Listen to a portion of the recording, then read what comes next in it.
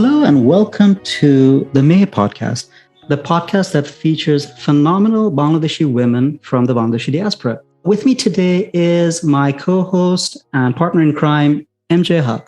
MJ, how are you? Good. How are you, Doja? I'm doing great. And our guest tonight is Barrister Tasnuva Shelley. Tasnuva is an advocate of the Supreme Court of Bangladesh, and she's also a member of the Hon'ble Lincolns Inn, London, UK. She started at a renowned law firm in Bangladesh, Syed, Ishtiaq, Ahmed and Associates.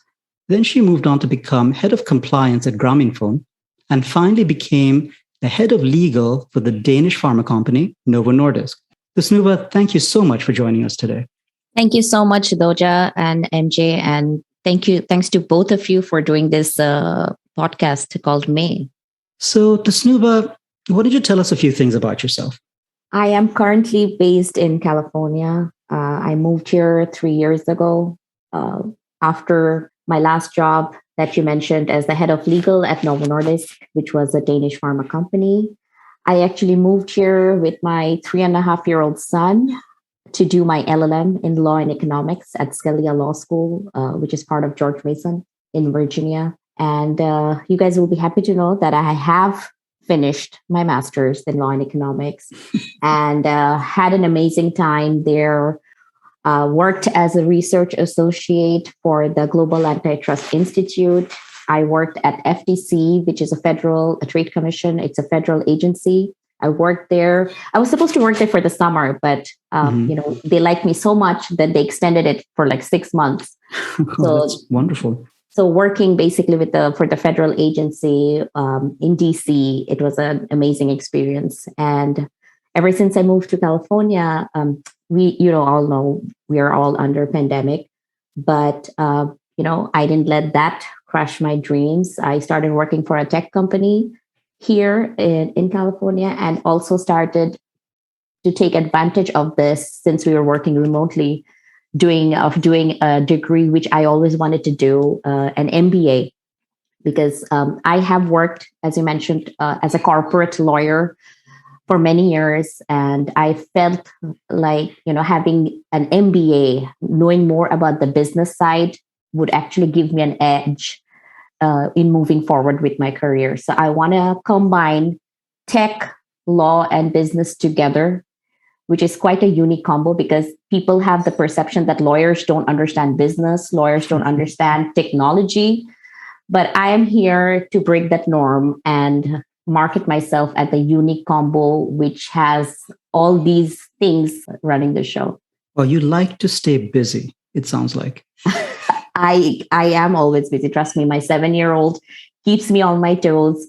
And all this is happening while I'm a full-time mom. I mean, I'm about to become a father soon. And I mean, even the thought of having just one job and being a dad seems very, very exhausting. So I don't know how you're doing all of that. So kudos to you for pulling that off, for being a lawyer already and then deciding to go back to school and getting an MBA. Very impressive. Yeah, thanks. And actually, even the university where I'm doing an MBA, you'll actually think I'm crazy. I am also the president of the Student Government Association of that university. And there are, I don't know how that happened. They selected me, and that is exactly what I wanted, because I was doing all these leadership and project management, organization management courses to test myself if I can present myself to be a leader.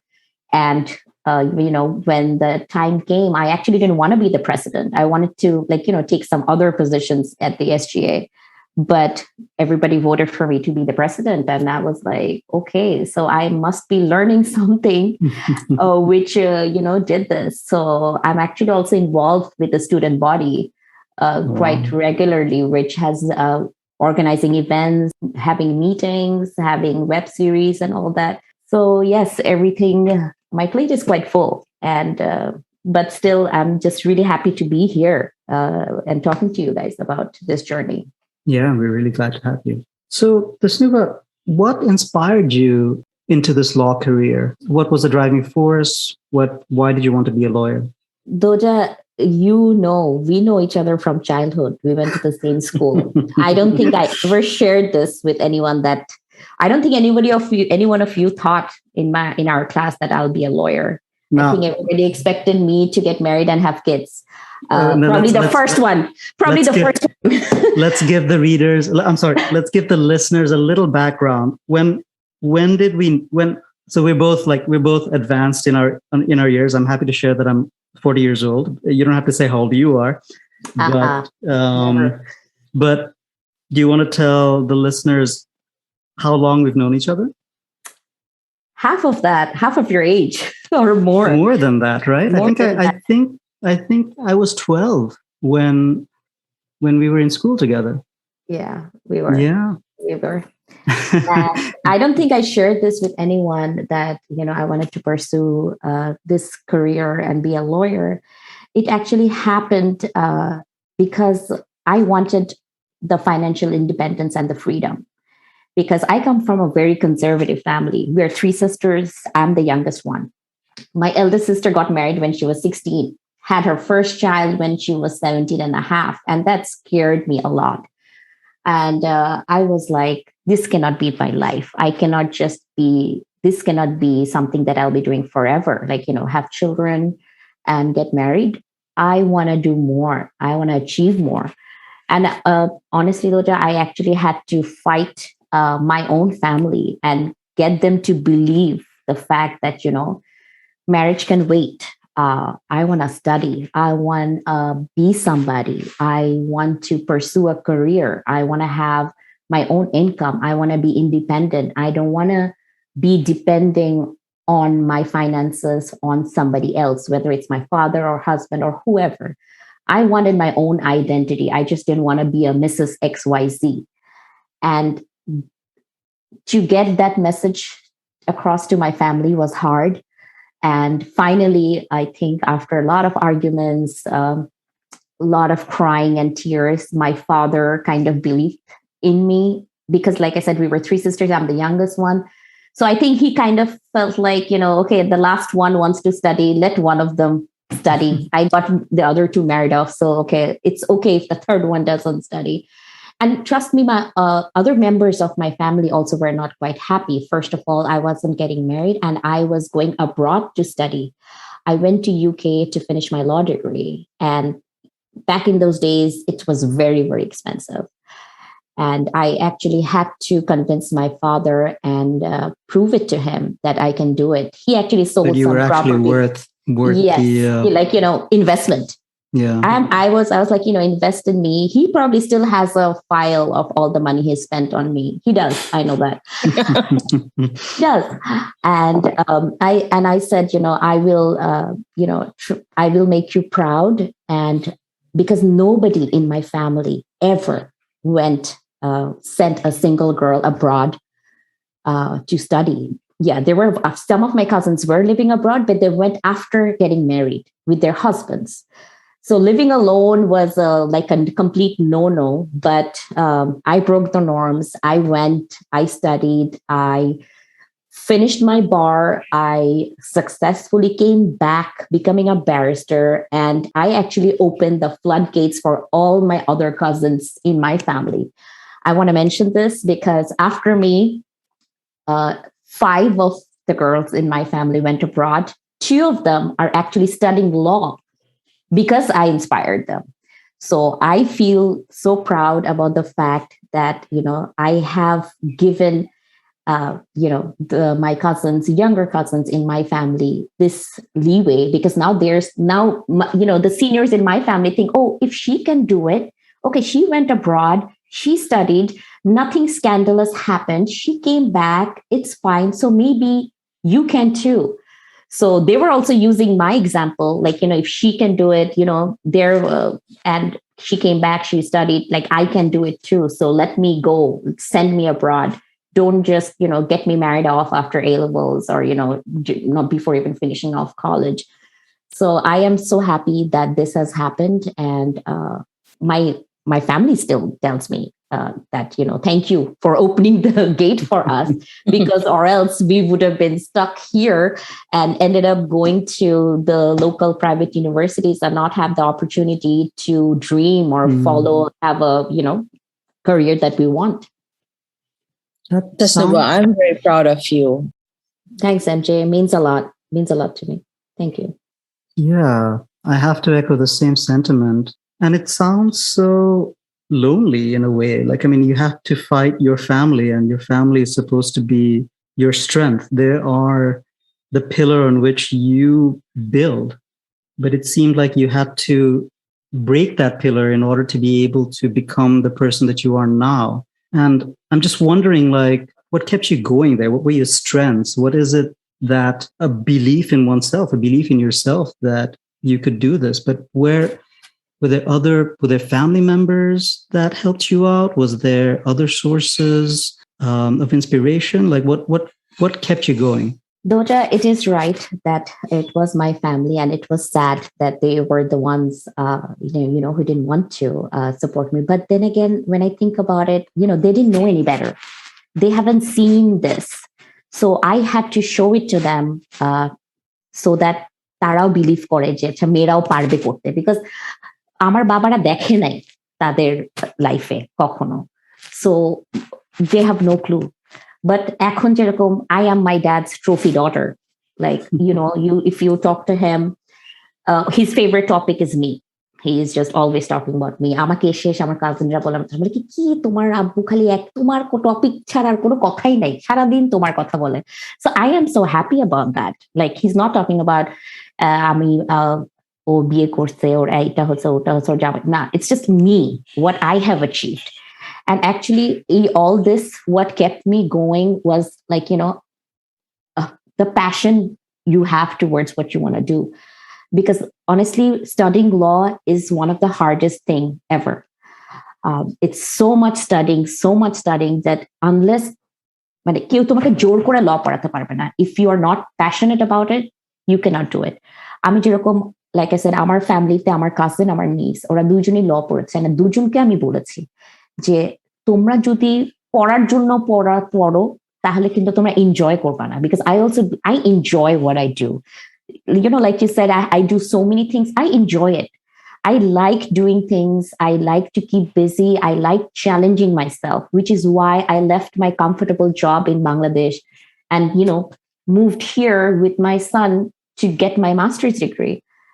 And that is actually my strength. And also the fact that, family jodio prothome chilo na, kintu when they saw me, how passionate I am about this and how successful I am actually at this, they are my biggest supporters right now. Like they're my biggest fan. Like আমাকে এত ভাবে support করে, like আমার বাচ্চা থেকে শুরু করে pick drop when I'm at work, বাচ্চাকে নামাচ্ছে, বেবিসিট করছে, আমার আমি for work trip I have to go somewhere, they're supporting me. So now they are actually my biggest strength. The family that was against me, they are actually my biggest ally. They're like my village. They are behind me. They're the reasons why I am still doing what I'm doing, because they believed in me. And now that is what keeps me going, because I'm like, oh my God, so many people have faith in me. I cannot let them down. So, which is something that keeps me pushing and, keeps me going forward. I mean, that's so wonderful to hear that. Really, you changed your family's mind. They were like, and you're right. I always say that our parents want the best for us, but they don't know what's good for us. They only know what worked for them and they think it's going to work for us, but that's not always true. So exactly. It's really, it's wonderful that your family came around, that you were able to convince them that no, there's a different way, there's a better way. And they let you do it. And now they're so proud of you. I love that. I love the trophy daughter. I mean, like that's a great. We need more trophy daughters. We need fewer. we need to make this trophy wife concept disappear and have trophy daughters. That's what we need.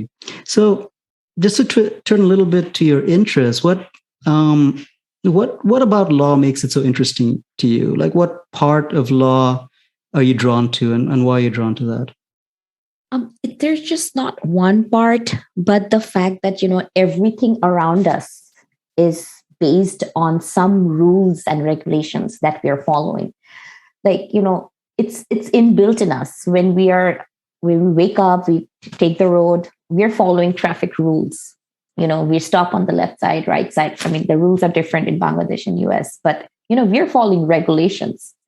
So that's law. And thing is, there is law about everything. I was shocked. There are laws about, আমাদের বাংলাদেশে যে রাস্তায় নেড়ি কুত্তা থাকে, how to manage them. There is an act about that. Did you know? No, I didn't know. So there are laws, but Bangladeshe যেটা problem হচ্ছে যে they don't implement it. And that is what got to me. Like, I actually প্রথমে আমি ভাবছি যে আমাদের বুঝি কোনো লই নাই. But more and more I learned, and it's like we have laws about everything, but it's just that nobody knows, nobody follows them. And কেউ follow করে না দেখে কেউ implement করে না. There's nobody to enforce them because we're already so busy with the big crimes like, corruption, murder, rape, all this is এত বড় যে কেউ এখন রাস্তার নেড়ি কুত্তাকে নিয়ে কে এখন করবে, মানে টাইম নাই তো ভাই, প্রায়োরিটাইজ করি আমরা যেখানে। সো এই জিনিসগুলা আমার কাছে খুবই বদার করতো। অ্যান্ড দ্য ফ্যাক্ট দ্যাট মনে হতো যে you can make a difference, you can have a systematic way, মানে সবকিছুই আছে কিন্তু আমরা জাস্ট মানি না। And that is আমাদের হিউম্যানসদের প্রবলেম, যে আমরা ফলো করতে চাই না। আমরা জানি লাল লাইট হলে আমরা থামতে হবে, বাট আমরা থামি না because I am in a rush. So মানে that really got to me, যে কেন আমরা নিয়মগুলো থাকি বা কেন, এবং নিয়ম মানার জন্য যে আমাদেরকে বাধ্য করা হচ্ছে, এবং তারপরেও অনেকে আমরা করছি না। We know the consequences. We know what's going to happen if you become a defaulter in your bank loan.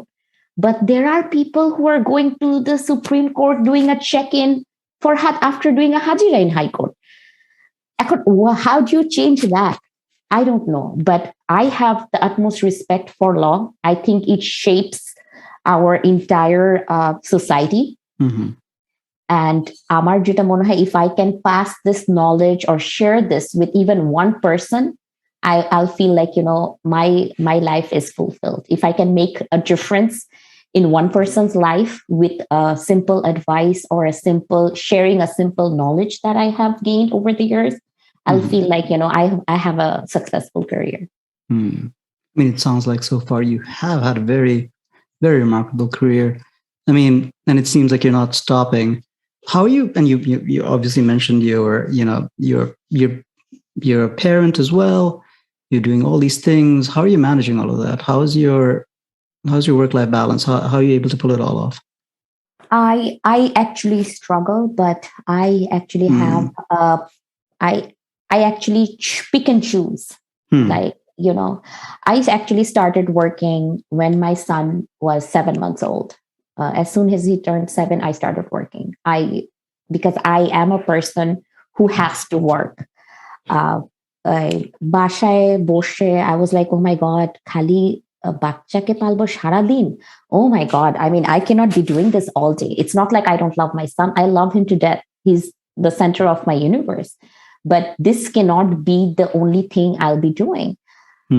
Like I said, you need a support system, okay? And you need to have a plan. Like, I got him, trained like that.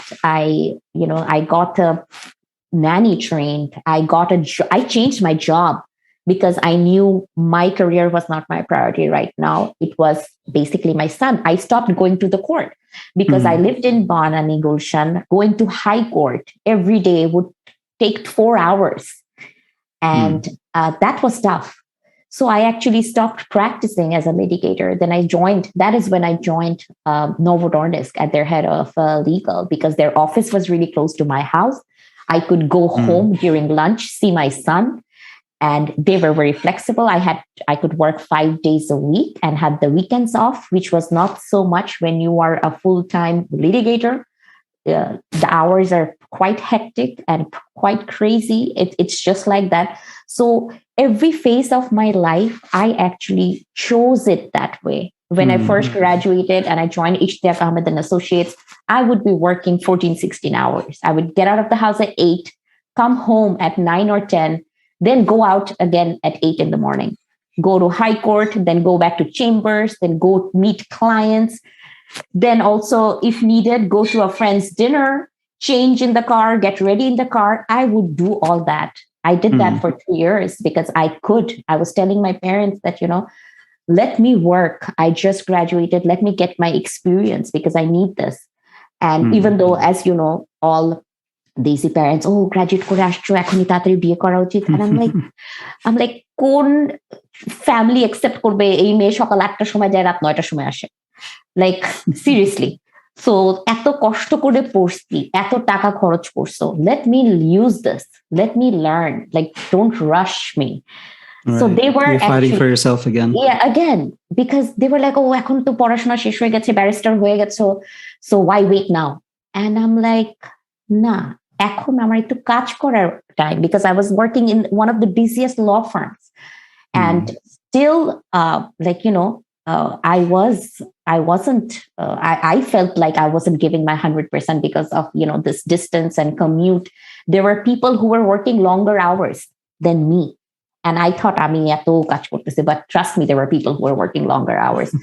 But then, so it was that time where I could afford to do it. But then, biyer pore, change korlam. Then after that, when I had my son, then I also changed my, career. So our career was always a part of me. But as I was moving on to new chapters in my life, I adjusted it accordingly. Because এক এক টাইমের লাইফে এক একটা জিনিস priority পায়। কিছু সময় it was my career, কিছু সময় it was my family, কিছু সময় it was my child. So I kind of had to make a choice, because I knew I couldn't be the best lawyer, best mom, best friend, best daughter, best wife. I couldn't be all of that. I want to be an average, good mom, good employee, a good friend, a good daughter, so that, I don't upset anyone. So my aim has always been to be very good at what I do. Because from the, আমার কাছে মনে হয় যে এই যে গ্যাপটা আছে না, from good to best, that is very close, but it's the hardest to achieve. Right. It's very close, but it's the hardest to achieve. So I knew my limits, and I also didn't want to, burn myself out. Like, I don't want to hate this profession. So right. I was like, I'm not going to push myself. I'm going to, I know my limits, what I can do. And because I'm also a person that, I also have a social life. I'm very close to my friends also. So it's work, family, social life, balancing. I did that. I would rather, compromise on sleep. Like I said, I have a meeting with clients till 10 p.m. at my law firm. I knew that. And I also knew there's an important friend's birthday party that I want to go to. So in the morning when I got out, I'll have an extra pair of clothes in my bag. Before getting out of the chamber, I quickly changed, got ready in the car in the dark, whatever way, but I wanted to. I just hope you got lipstick in the right place. Like, it's not all over your eyes or something. Oh, like no, that. I am an excellent person. I can wear my hijab on the train, on the bus, in the dark. I do my best makeup in the car, on the train, in the plane, you name it. I have mastered that. My friends ask me, how are you putting your eyeliner in the moving car? I was like, woman, years of practice. So Tasnuva, you sound very, very wise. I wish I had heard all of this 20 years ago, to be perfectly honest. I mean, I think what you're talking about, choice, is so, I feel like I learned that so late in life. I mean, because like what you said about, you have to pick what you're going to be best at. Like, if you're going to be best at something, you have to pick what that is. You can't be the best mom. You can't be the best lawyer. You can't be the best corporate employee. You can only be some of those things at the same time. And I think that's very, very wise. I keep coming back to that word. So if you had to give advice to somebody who wants to have a law career in Bangladesh or the US, actually, let's talk about Bangladesh. If you had to give advice to somebody who said, yeah, I want to study law and then I want to pursue a law career in Bangladesh, what would you tell? What would you tell her? What would you tell this woman who wants to follow in your footsteps? First of all, I'll tell them congratulations on being so brave and picking this, and also remind them that get ready to have sleepless nights. I mean, I'm not going to sugarcoat it. I'm literally not going to sugarcoat it, because these books that you have to study are fat and they have tiny writings, and you have to read, memorize the acts, the sections, the case laws. It's not easy. So you need to be prepared and equipped with weapons to fight this if you are really in it. And I actually advise everybody who's asked me, actually a lot of people has asked me that, the 3 years or 4 years of law degree that you do after your HSC or after your A-levels or after your graduation, every single year after your first year, do an internship. Start with an NGO, see how you feel. See, can you handle the pressure? See, is this something you want to do? Is this something that you can handle? Because the pressure is immense. And when you're an intern, obviously, you have to do all sorts of work. So if you bring your ego, or if you bring your, why did he or she talk to me like that? I have a wedding to attend to at 6. I have to leave. I don't care if you have a meeting. So those kind of attitudes will not help. So my advice to anybody, boy, girl, who wants to study law is, please be sure that you want to study law, because it's a lot of hard work. It's not easy, but it's very much doable. It's not something impossible. It's very much doable, but you just have to be dedicated. When you have an exam, you actually have to study. You cannot make these up. Second of all is when you're studying law, every year, first year, second year, third year of your LLB, do an internship, even if it's unpaid. It's mostly unpaid in Bangladesh, but do it. This will give you a feeling of how it's going to be like in the future. And in case, you're not comfortable, court jete kemon jani lage, court chair gula chira, court bathroom ta moila. If you cannot adjust yourself to this, then maybe this is not the career for you. You can quickly change, shift, and do something. And actually, it's not everyone's cup of tea. Let's face it. It's not everyone's cup of tea. So if it's not, you know it from before, and then you move on to the right choice, your right career, right path. But if you wait, আমি 4 বছর law পড়বো, তারপরে internship করবো, then আমি realize করবো, oh my God, I cannot handle this pressure. I cannot handle the fact that district court আমার যেতে হবে. I cannot handle the fact that আমার senior কথা যতক্ষণ অফিসে থাকবে আমার বসে থাকতে হবে. এইসব জিনিসগুলা যদি, if this bothers you later on, you have just wasted 4 years of, your time, your valuable time.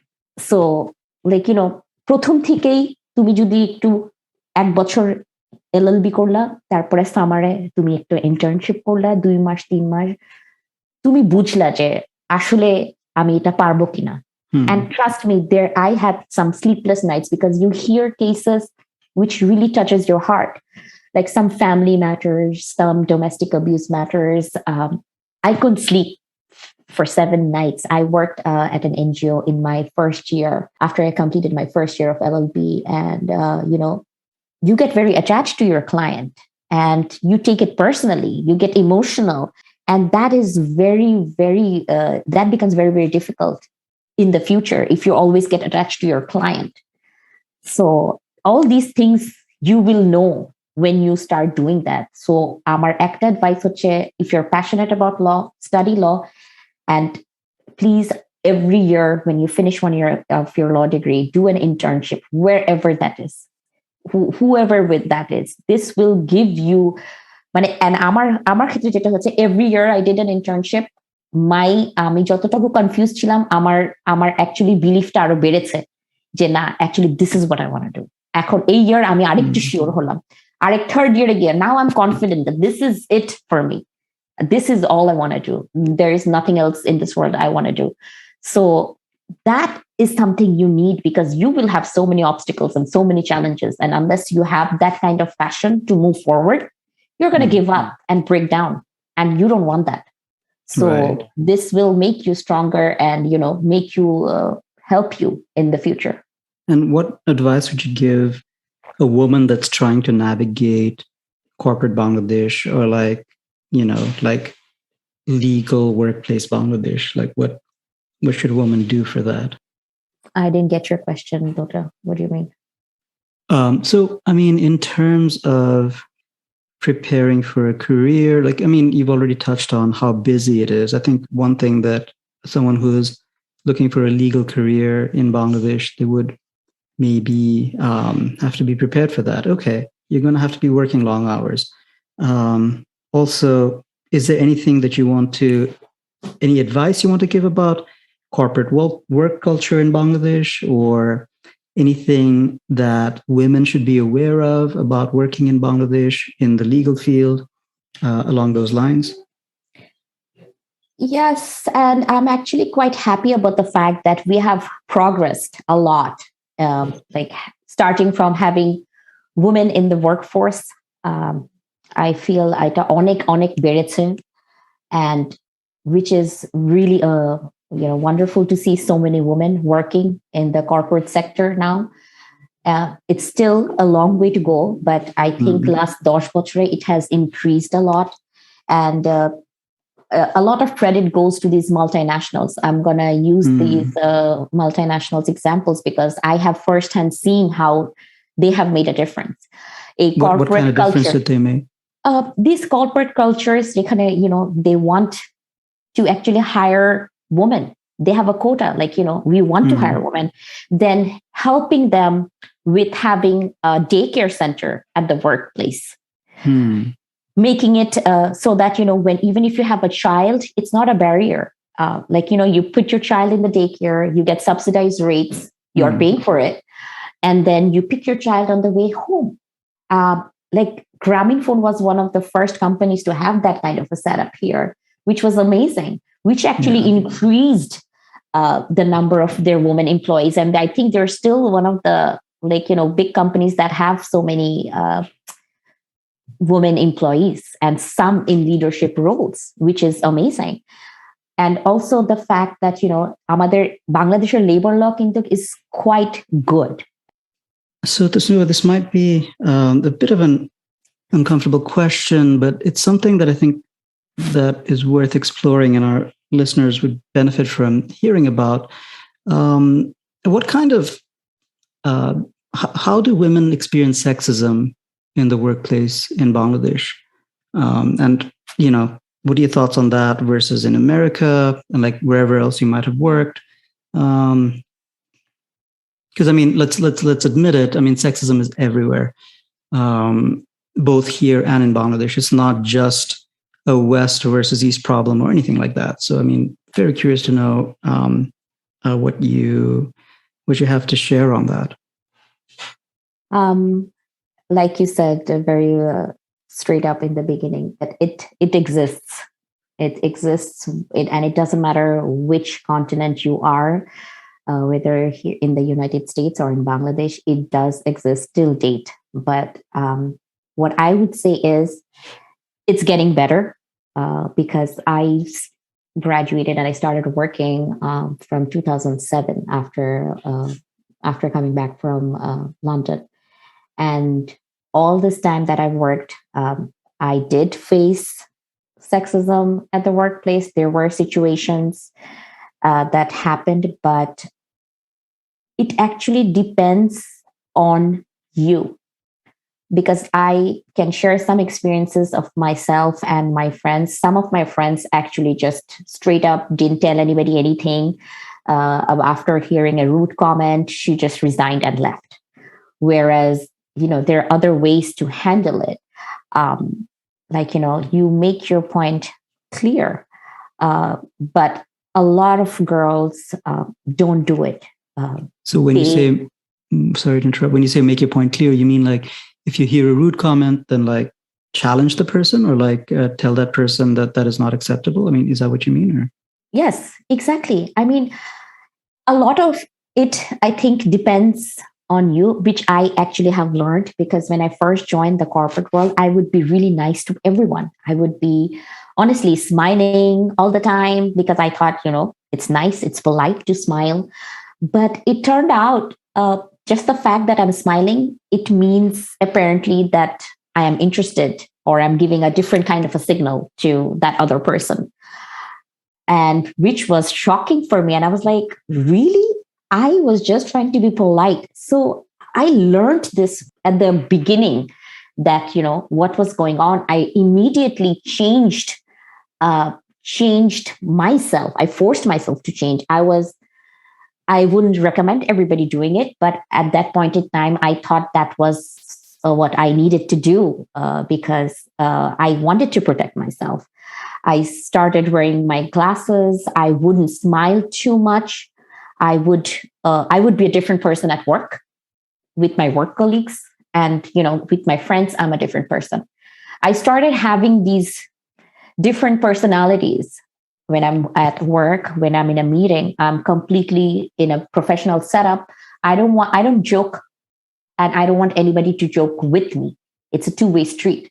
So I actually made it, started drawing boundaries and lines. If anybody randomly would come and sit next to me or ask me for coffee, I would say no. Even though it might be rude, I would say no. People randomly sending me friend messages, Facebook requests, 10 years ago, having somebody on your Facebook was like a big deal. I ignored it. Okay, I didn't accept that person's friend request. And, that's how it started before. And they would actually come up to me. I sent your friend request. You didn't accept it yet. And, I thought that person would get the message, right? My friend request accept kori nai mane chai na korte. But তারপরে এসে মুখের উপর বলতেছে friend request পাঠিয়েছি accept করলেন না, and I like I don't know, আমার ফোনে হয়তো কোনো প্রবলেম হচ্ছে, আমি কোনো ফ্রেন্ড রিকোয়েস্ট পাচ্ছি না। Second time, third time, so I started getting rude, even though I didn't care, because আমার কথা হচ্ছে, if I kept my work, professional things, if you need something from me, some legal advice, legal work, drafting, reviewing, I'll do it. Other than that, coffee, Facebook, a friend request, messaging, I'm sorry, I'm not interested. So obviously that doesn't apply to a guy. A guy can do all of those things and there's no problems with that. But no, it's hard. It's hard because অনেক সময় আমি দেখেছি আমাদের কলিগসরা, they break down, they start crying, they're like, oh, এরকম comment করলো কেন, I cannot believe it. But the female colleagues, basically. The female colleagues. But I tell them, this is a male-dominated society, not just in Bangladesh. High court jao, it's a male-dominated. Corporate world jao, kono office jao, bank jao. It's a male-dominated society. Kichu koran nai, we live there. So if you are trying to make your place in a male-dominated society, you need to have some guards up. Sad, but that's true. But you need to have some guards up.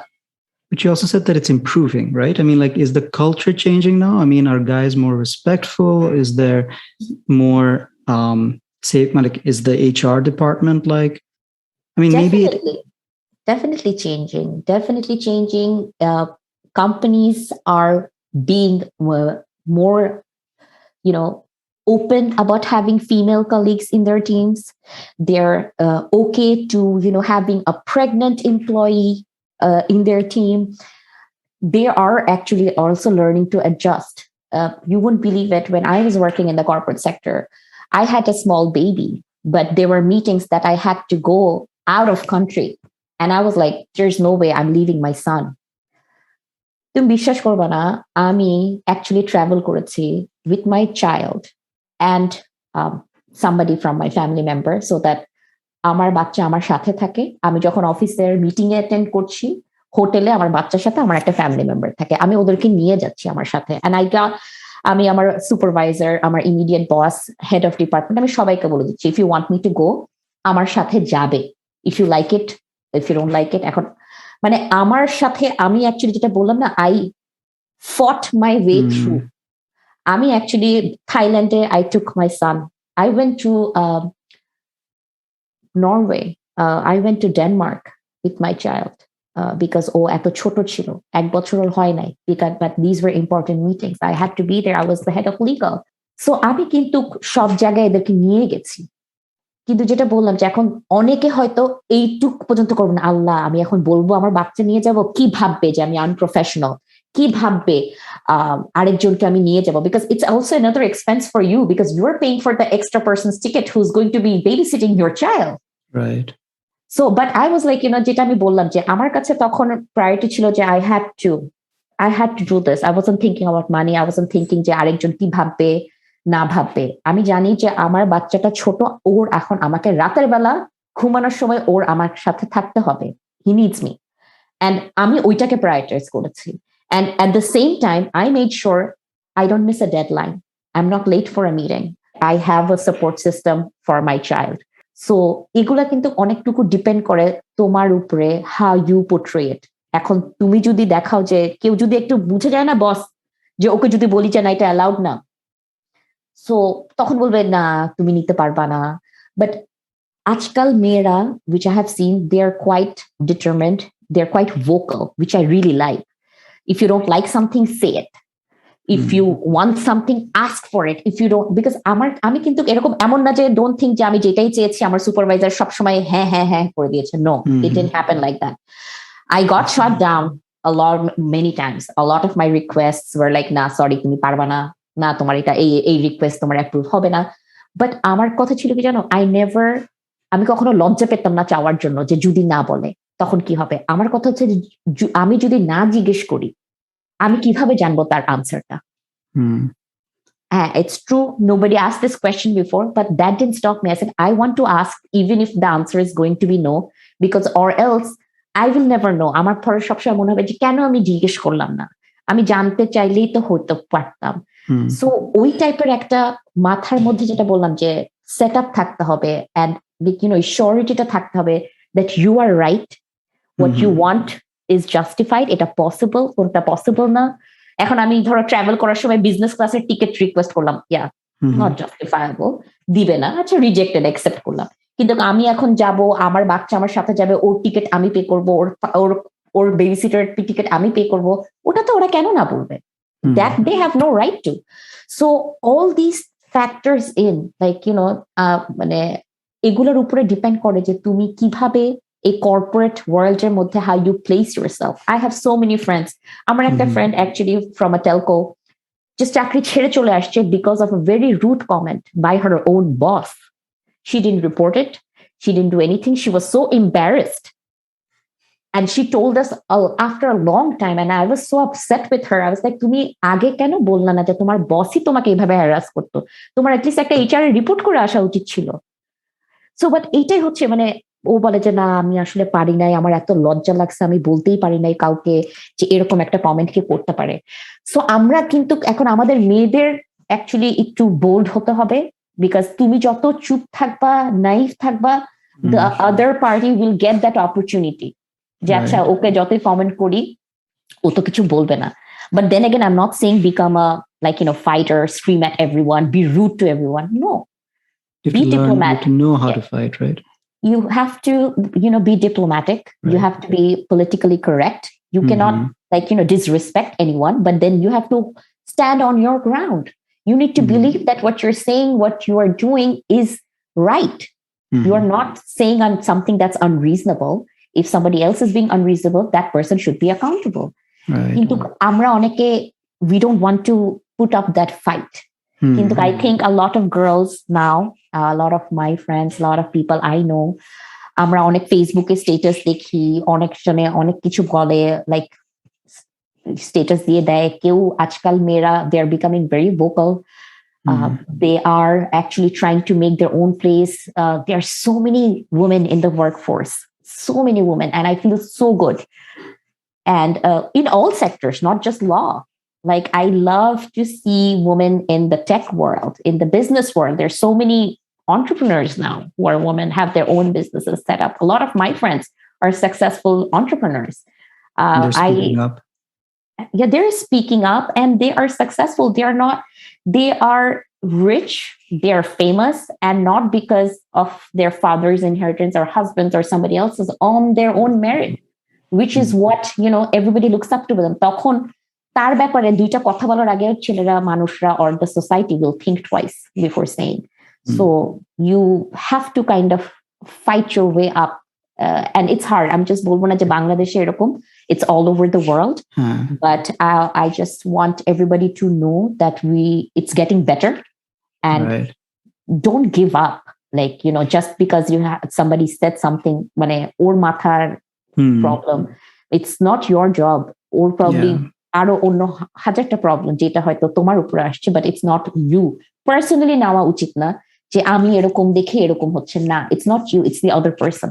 Right. But it does sound like, it is like, you're right, like you have to fight, but it is also very hard to fight, right? I mean, has the Metoo movement, the Metoo movement is like so global. Has it had an impact on like women speaking up in Bangladesh when they're faced with like sexual harassment or sexism? And what is the state of the Metoo movement in Bangladesh? I mean, and what kind of influences has it had? Oh, it had a huge impact. Like, Metoo movement is few years old. It happened, few years ago. Ekhon otota nai, but when it did, actually, it had a huge impact on Bangladesh. You would see there were, I think, Facebook er moddhe onek videos of lots of various things. But I think one of the good things that came out of that Metoo movement was a lot of NGOs actually wanted to have sexual harassment law, because actually currently Bangladesh doesn't have anything. We just have still doesn't. We just have a penal code, section 509, which is 1860, which vaguely defines what is violence against women. 1860, as in like yes, the year 1860. Oh, yes. Oh, so yes. Okay, yes. Yeah. It's still good law. It's our penal code. It's like, everything is there. And then I think aro porer dige, the Nari Shishu Nirjaton Domon Ain, section 10, which talks about sexual oppression, what it means.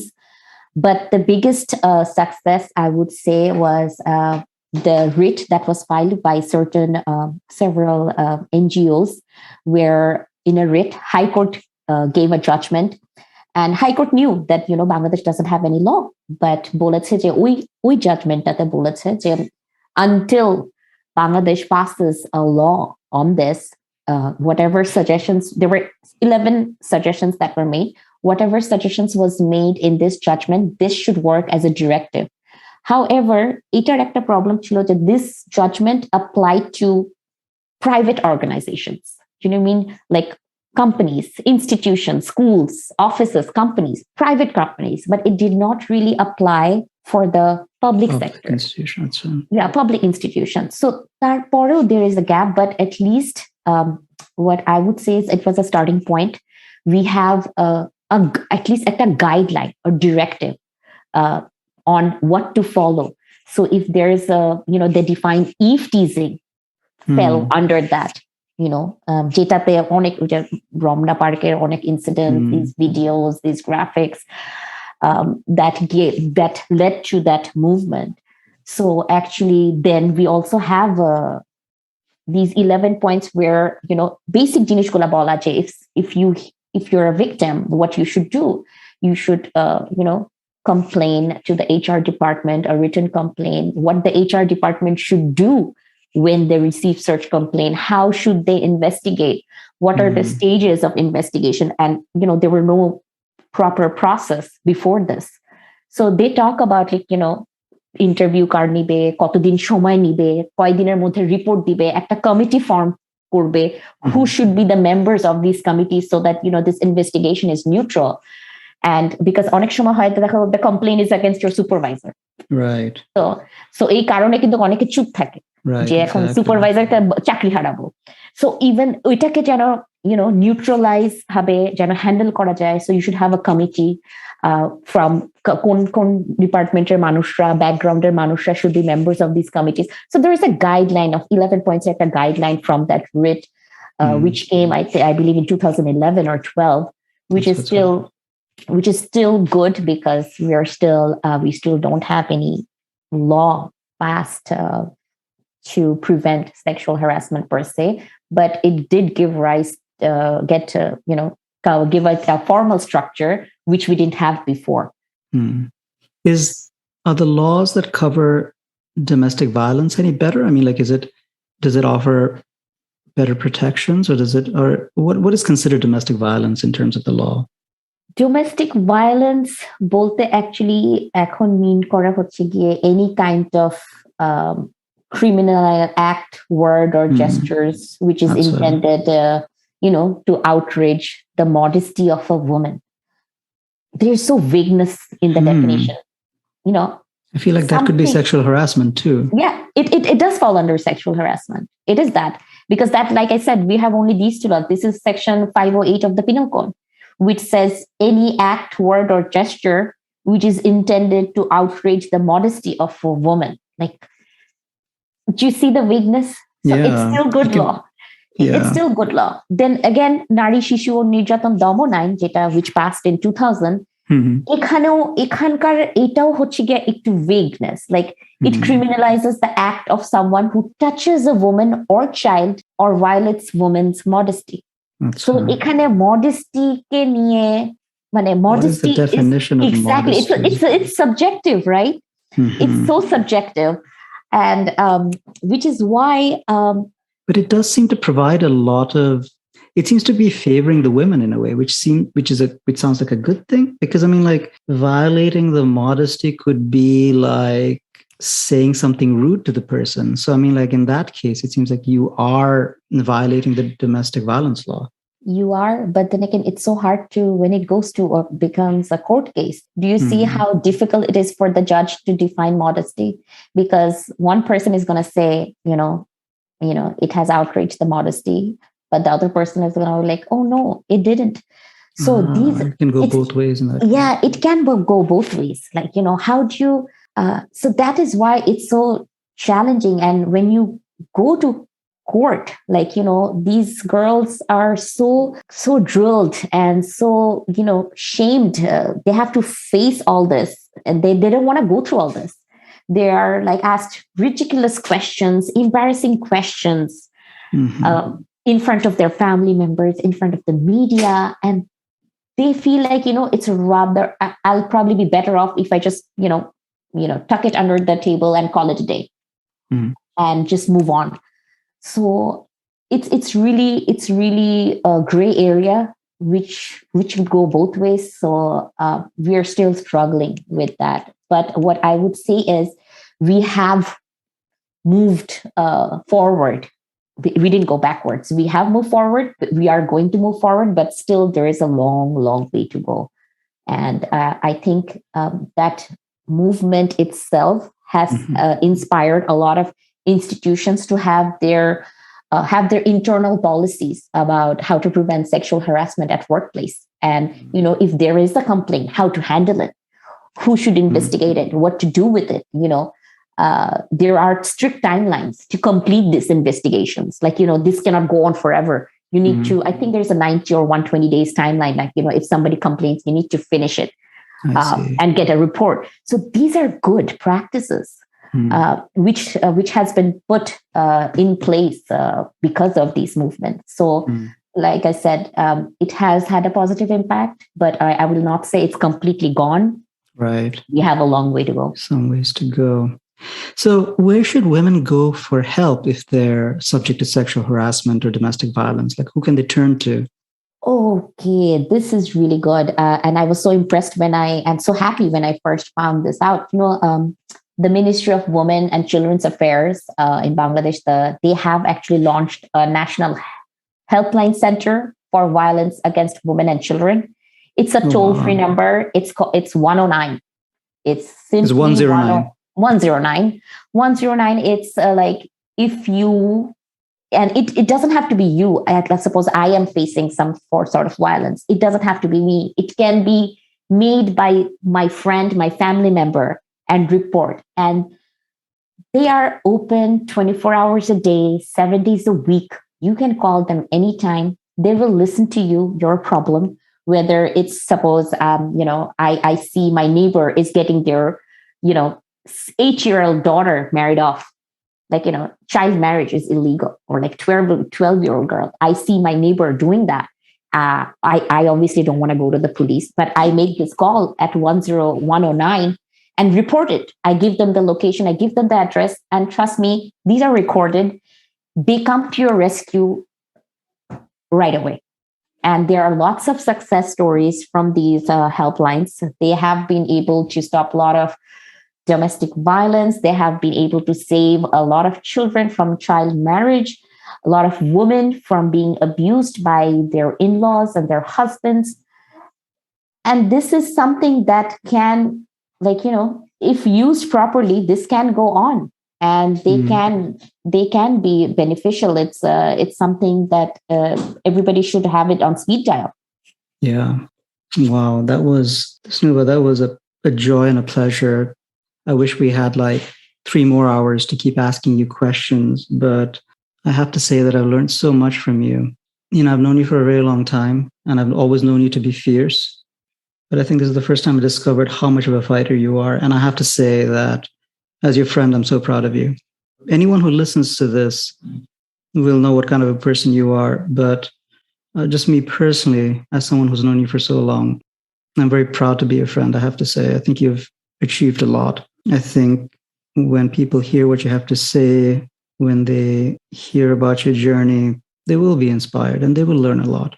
I do appreciate you taking the time to talk to us and sharing with us so openly about uncomfortable topics, some uncomfortable topics. So thank you for being a part of Meye and for sharing your journey with us. Thank you, Doja. Anything I can do, if this episode can have a positive impact or even in one of the listeners, I will consider myself really fortunate. And it's it's these one things Bangla একটা কথা আছে না, বিন্দু বিন্দু থেকে সিন্ধু হয়. So it's something like that, which I never understood before when I was younger. I was like, oh my God, that seems like, একটা sand দিয়ে, I think we had to write an essay on this. And I was like, that's so boring. But now I actually understand what that means. So one step at a time, and then, knowing what you want and having the belief that, you are right, you are in the right track, and with the support of your village with you, especially, when you are a woman and, it's a struggle. So I think I was fortunate that I had that. Of course, obstacles and challenges are part of life. We cannot fight that. But how we take these challenges and, make it work for us, is what's important. একটা obstacle আসার পরে এখন আমি যদি give up করি, then I don't think that is the way to go. Obstacles ashbe, it's part of life, but we have to move on and enjoy the journey, not the destination. Enjoy the moment where you are right now. Destination da tumi pouchai jaba, but while you're getting there, if you're not enjoying yourself, then goal e pouchanar pore, destination e pouchanar pore tomar mone hobe je, what did I do last 3 years? I don't even remember. I was just so busy focused on the destination. So it's important to enjoy what you do. And thank you for making Meye, and thank you for talking to me and inviting me.